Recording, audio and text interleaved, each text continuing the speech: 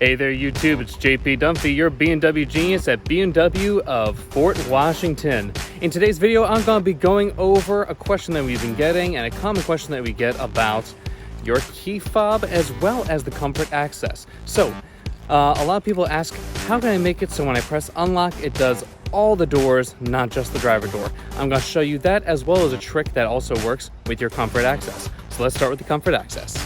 From the outside, when you are at your main door, if you go to the driver door and touch for comfort access, it unlocks just the driver door. I don't know if you can see over there.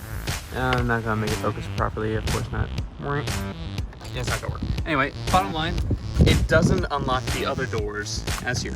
However, if you do go to your other doors, any of your other doors, whether it's the back doors or the other side doors as well, whenever you touch to unlock there, it unlocks all the doors around the car.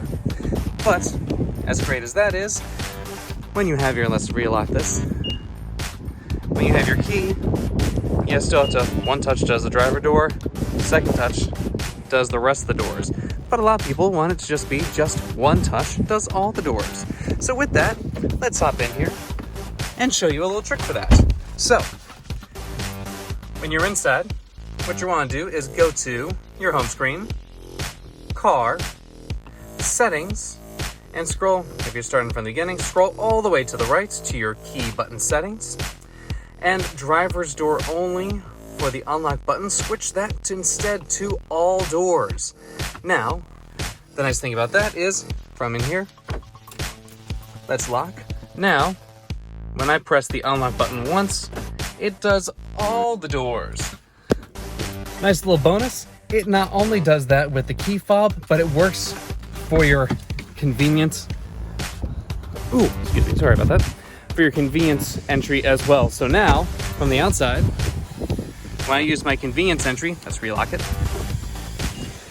When I touch just the driver door, where before it did just the driver's door, now it does all your doors as well.